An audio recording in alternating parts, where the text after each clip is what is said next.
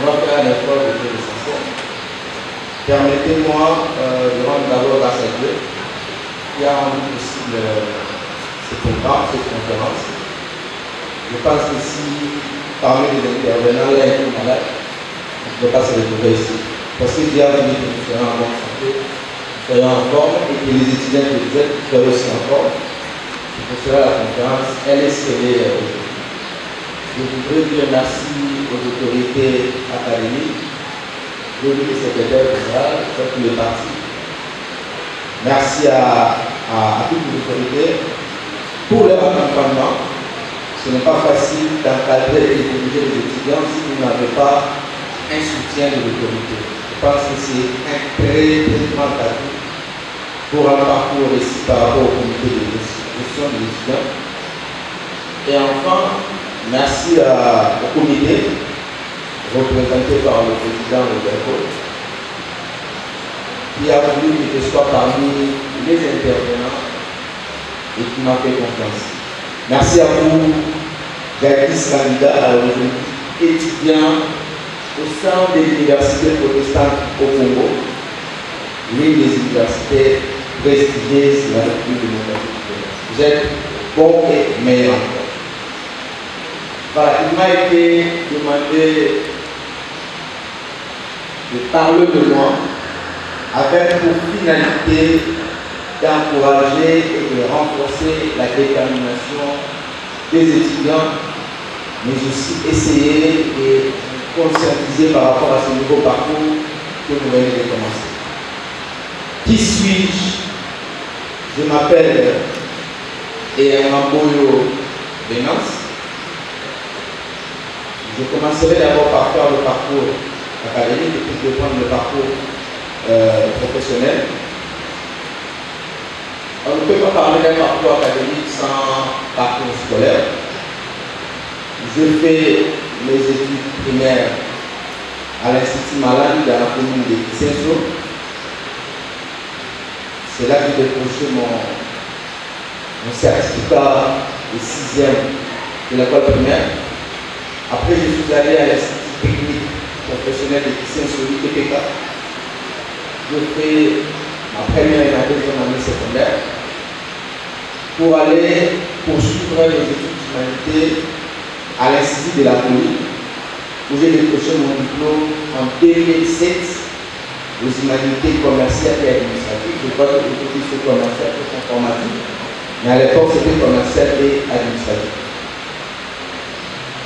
Après la Police, j'ai commencé les études universitaires à l'Université de Kinshasa.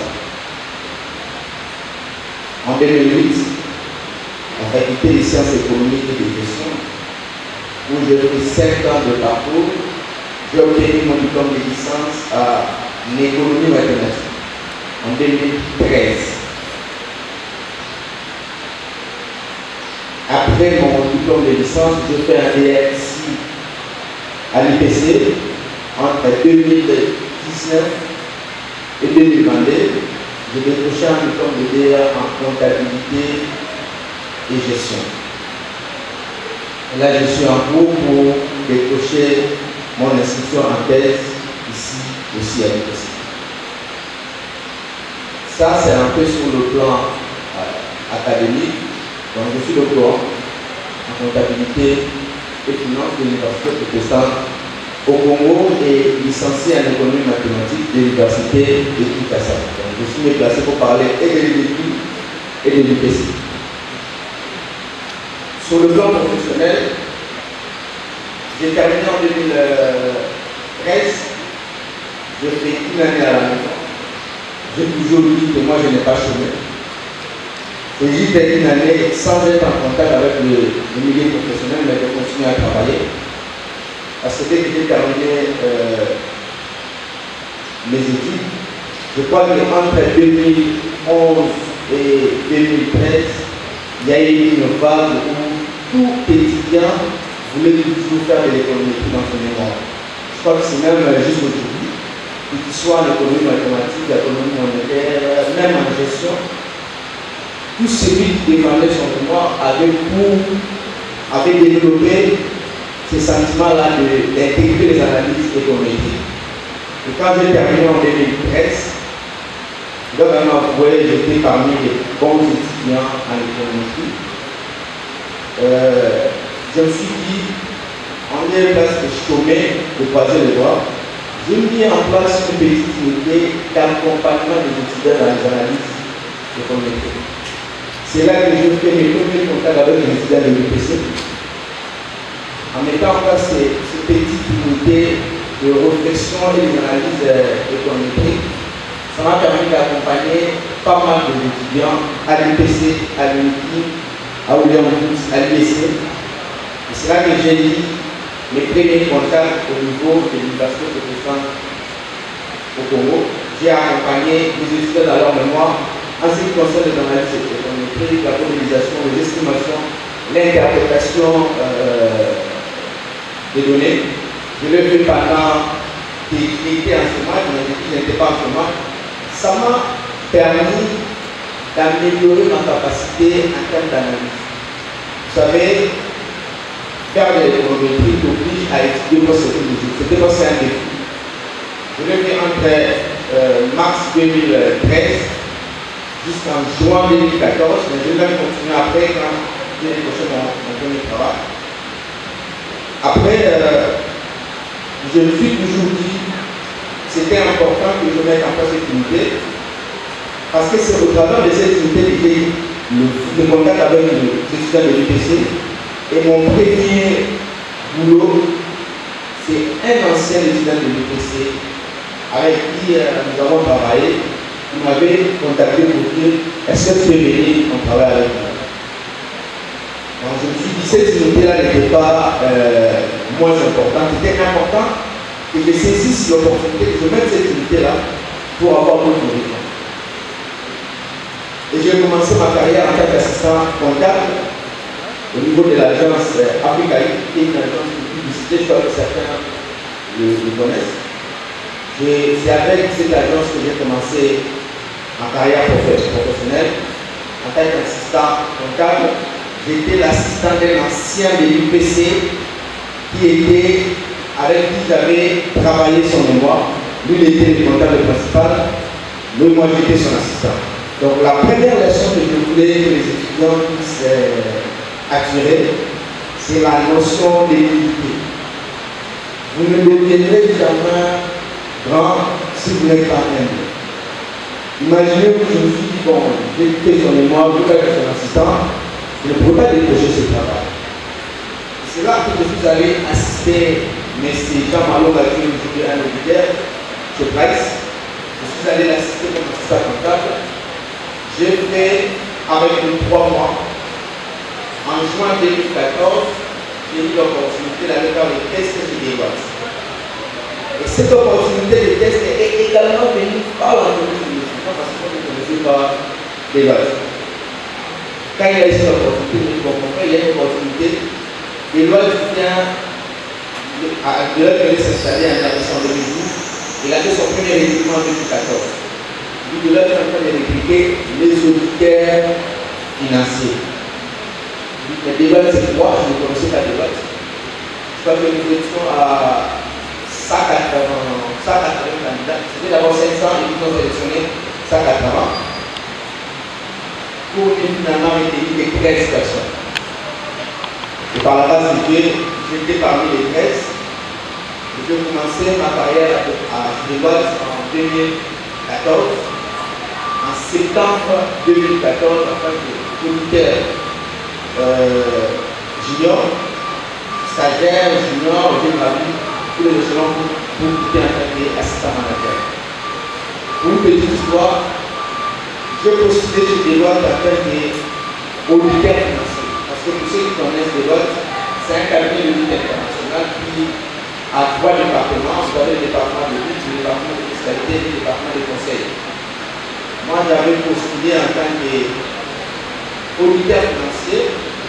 Arrivé sur place, le responsable des ressources humaines me dit nous avons vu que vous avez fait 3 mois de stage en tant qu'assistant comptable.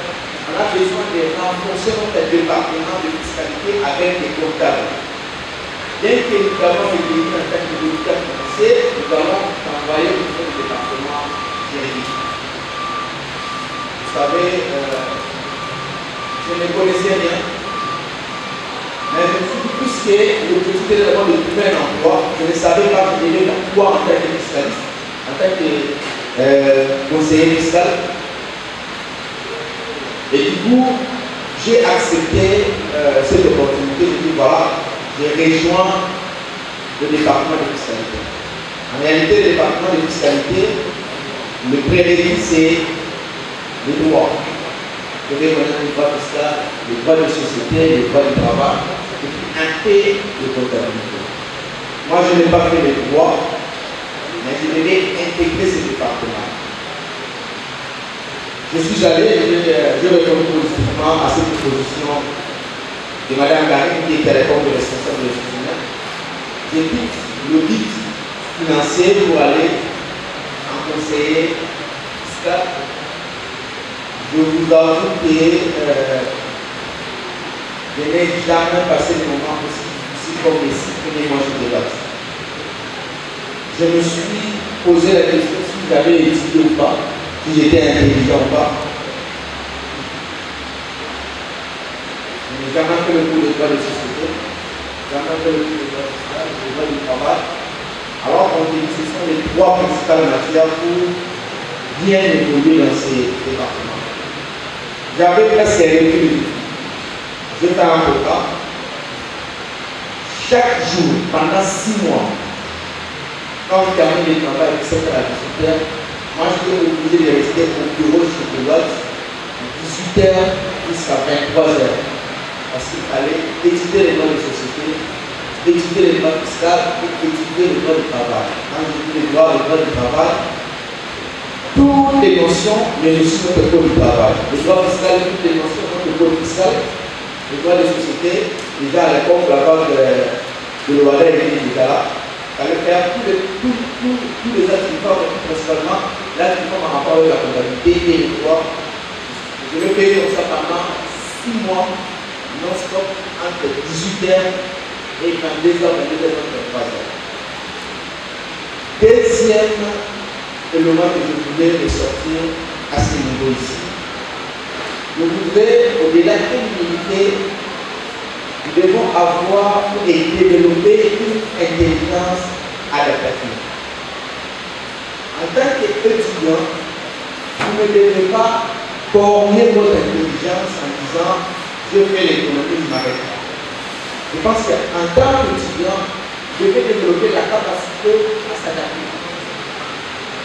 Je me dis, si je n'avais pas cette capacité de s'adapter, j'allais laisser cette opportunité partir et je n'allais peut-être pas progresser dans ce département. J'ai fait 7 ans chez Deloitte, mais d'une année à une autre, j'étais promu. En 2014, jusqu'à ce que je suis parti en 2030, d'une année à une autre, j'ai passé un grade inférieur à un grade supérieur. Parce que je me suis fait donner cet effort-là de me démarquer en fournissant beaucoup d'efforts pour ces années. Quand j'ai terminé la lecture la nuit, je pars chez nous à la maison à Nimbala. Le matin, dès que j'arrive, la première des choses, c'est d'abord de créer un débat avec les juristes. Parce qu'autour de moi, je n'avais que des gens qui ont fait. J'avais un de l'UPC, un de l'UCC, un autre de l'UPC. Parce que Deloitte, je vais recruter les étudiants qui viennent de l'UPC, de l'UPC et de l'UPC. Pourquoi l'université? Si tu veux être engagé chez Deloitte, tu dois sortir de ces 3 universités. Parce qu'ils ont un principe, nous recrutons dans les universités prestigieuses au monde et au pays. Si tu es d'une autre université, c'est peut-être les stages professionnels, ça peut passer. On peut être recruté, soit à un moment donné, on a décrié la discrimination, je ne sais pas si on peut changer, mais c'est ça le principe. Deuxième élément que je disais, en fait, en tant qu'étudiant, le parcours académique doit nous permettre de développer une intelligence adaptative. Une intelligence qui peut permettre de faire face aux obstacles de la vie professionnelle. Parce que tu peux être un point en comptabilité et ton premier emploi ne sera pas comptable. J'étais bon en économétrie, mais mon premier emploi c'était en tant qu'économiste. Bon en économétrie, mon deuxième emploi en tant que fiscaliste. Je suis parti de Deloitte en août 2030 pour être de la présidence de la République. En tant que conseiller du président au sein de la cellule climat des affaires, en charge des questions économiques, financières et fiscales. La cellule climat des affaires, c'est la volonté du président lorsqu'il a pris le pouvoir. Il a dit qu'il fallait mettre en place une structure qui réfléchit sur l'amélioration du climat des affaires. Parce que là, l'une des remarques, l'une des reproches qu'on fait et il y a jusqu'aujourd'hui, c'est que le climat des affaires de notre pays n'est pas intact. Il y a un lien entre les investissements et le climat des affaires. Et le président voulait mettre un accent particulier sur l'amélioration du climat des affaires, bien que la question du climat des affaires était déjà à l'époque portée par l'Agence nationale de promotion de l'investissement à la République. Et le président voulait améliorer l'emploi de cette question et il a mis en place cette cellule climat des affaires qui était une structure sous son autorité directe. Et parmi les critères qu'il avait mis en place pour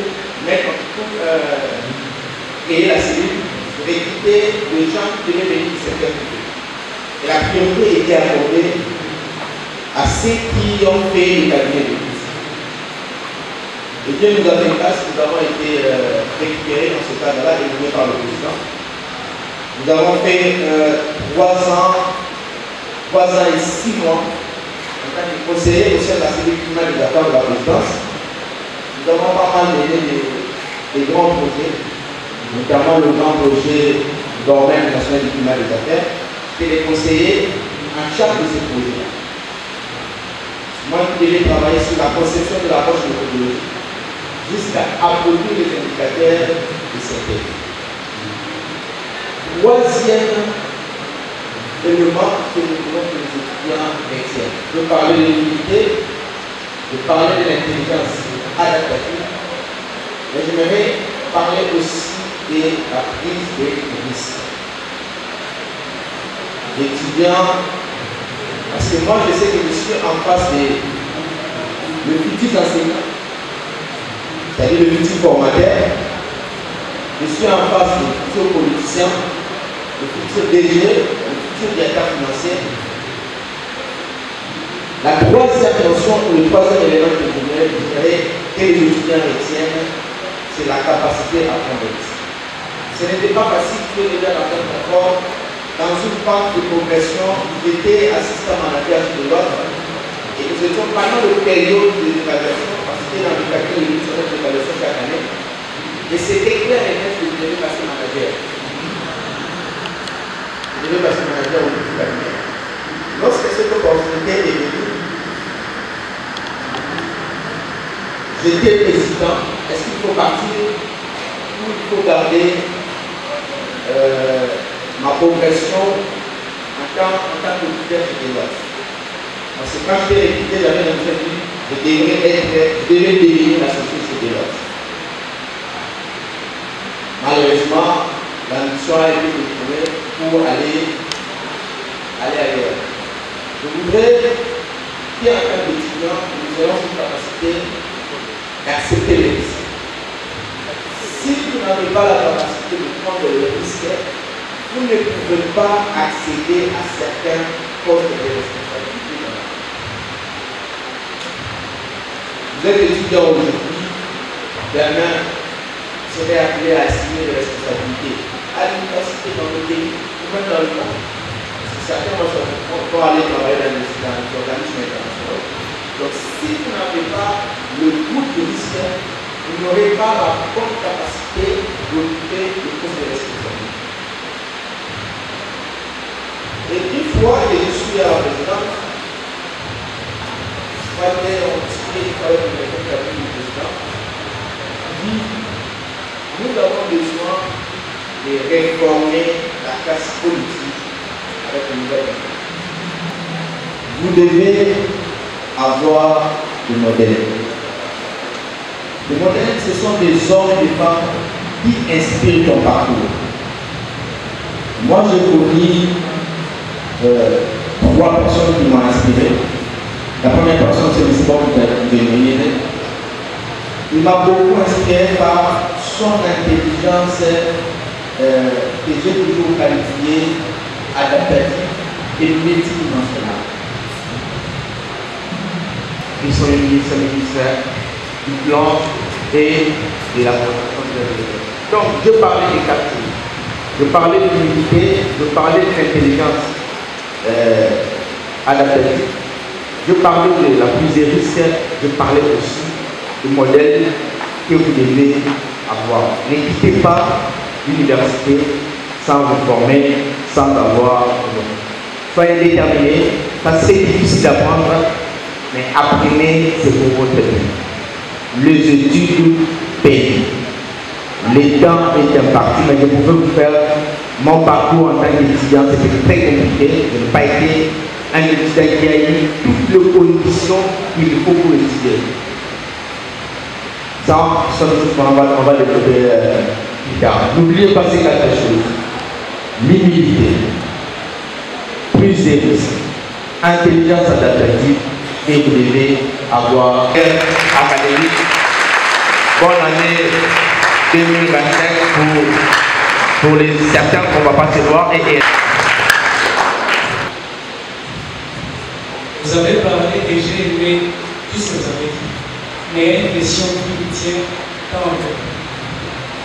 Pensez-vous que dans le parcours académique, est-ce qu'il peut donner tout le monde? Ou bien c'est faire seulement confiance?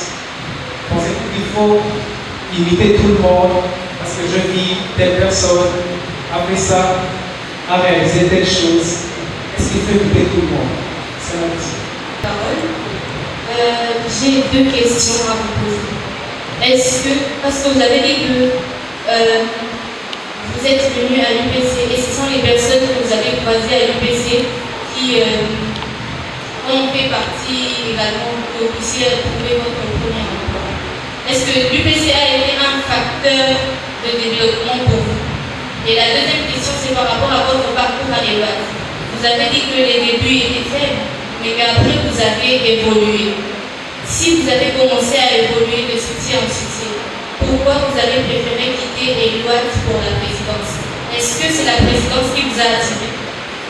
La raison pour que je ne peux pas m'inscrire à l'université, c'est d'abord avoir toi-même un idéal. Tu parles pourquoi? Pour quelle finalité? Si tu n'as pas un idéal, tu seras amené à suivre toutes les directions. Même les gens que tu vas estimer des modèles, ce sont des modèles par rapport à l'idéal que toi-même tu as déjà. Tu dis, bon, moi par rapport à mon idéal, je pense que cette personne peut me permettre d'atteindre ce que j'ai toujours rêvé. Tu ne peux pas embarquer tout le monde dans ton parcours. Tu embarques les gens par rapport à ton idéal et ta vision des choses. Tu peux dire, bon, moi je ne vais pas étudier parce qu'au bout du monde, je vais devenir un enseignant, un professeur à l'université. Donc, ce seront tout autour des gens qui vont vous enseigner et vous allez construire votre idéal et vous allez trouver vos modèles. Donc, si tu viens vite, tu seras emporté par tous les vents et jusqu'à te perdre. Donc, tu dois avoir ton idéal en venant de la maison. Des questions de notre camarade qui dit, je crois avoir répondu à votre question. Est-ce que le développement pour moi? Je dirais naturellement oui. Pour 2 raisons. La première des raisons, la majorité des étudiants avec lesquels j'ai travaillé à l'époque pour les appliquer, des étudiants de l'université. Donc si j'ai travaillé avec 20 étudiants, 7 étudiants étaient de l'université. Donc si ils n'étaient pas disponibles, je ne pouvais pas progresser. Deuxième facteur, je vous dis que je suis enseignant ici à l'UPC. Celui qui enseigne s'enseigne. En tant qu'enseignant, nous avons l'obligation de lire plus que les étudiants en termes de défis. C'est que l'UPC ne m'avait pas offert ces cadres ici d'enseigner. Je ne pouvais pas aujourd'hui développer certains acquis que j'ai aujourd'hui. Moi, pour moi, j'ai toujours dit, je ne pas fait ma licence à l'UPC, mais je dois aussi à l'UPC ce que je suis. Donc c'est un vrai facteur de développement pour moi. Deuxième question, vous progressez bien chez Deloitte, mais pourquoi aller à la présidence? Vous savez, plus tu évolues dans la vie, ne t'empêche pas d'aller découvrir le monde. Ça c'est des 1.